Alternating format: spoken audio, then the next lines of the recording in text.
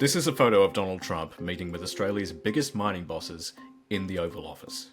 They were seeking his support for their joint venture copper mine in North America. Australia absolutely has less clout now in Washington, D.C. than it did during the Biden administration. What we have now is not full-blown hostility between Trump and the Australian government, but at best, Anthony Albanese is someone Trump doesn't really think about. And the fact that he invited some mining executives to the Oval Office before our actual Prime Minister is proof of that. Well, the U.S. is disappointed that nations like Australia, and UK and others have decided to pick this particular time to unilaterally recognize a second state. I think the timing has been very hurtful to any prospects of negotiating some settlement in Gaza with Hamas.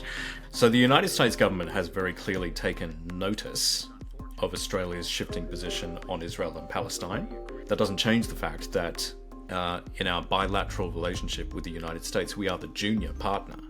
Australia will recognise the right of the Palestinian people to a state of their own. And taking a position that is so contradictory to them and to some extent offensive to them, that's certainly not helpful for our two-way relationship. There's an enormous level of disappointment and some disgust. I think it is encouraging that someone like Mike Huckabee is still going on Australian television, is still talking about this to us. I think that is evidence that at the levels below the White House, below the presidency, the diplomatic relationship is continuing much as normal. But it doesn't change the fact that at the top, there appears to be almost no relationship whatsoever between our Prime Minister and their President.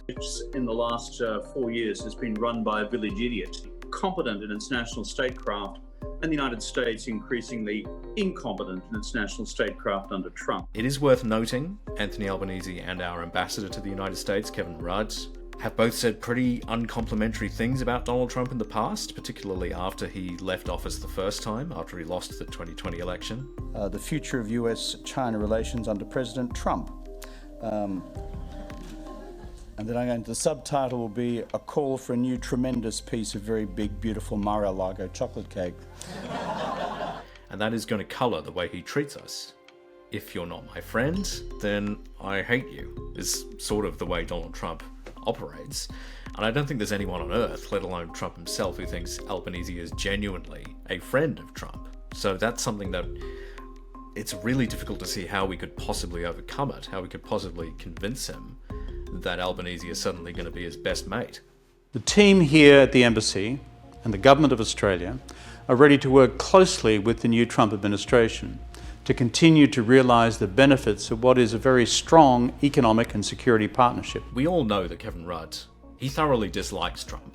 We know that, of course he does. I mean, he has said the most horrible things. You were a destructive president, a traitor to the West, and he's now Australia's ambassador in Washington. Yeah, well, I don't know. Would you take a phone call from him? He won't be there long if that's the case. I don't know much about him. I heard he was a little bit nasty. I hear he's not the brightest bulb, but I don't know much about him. But if he's at all hostile, he will not be there long. Under the previous government, our ambassador to the US was Joe Hockey, former treasurer, and he got along with Trump quite well enough.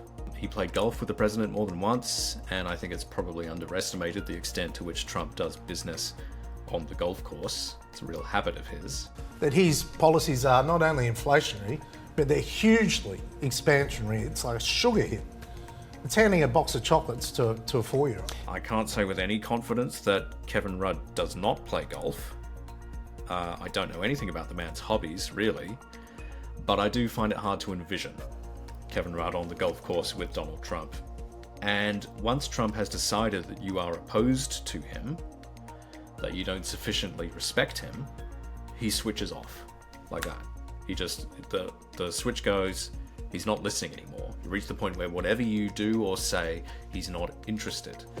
And I suppose the fear for us diplomatically is that that is where we have landed.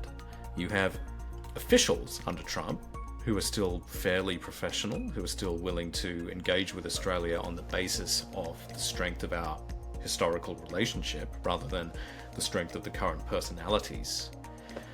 But there's an absence of any meaningful relationship at the top. And in some scenarios, that could cost us.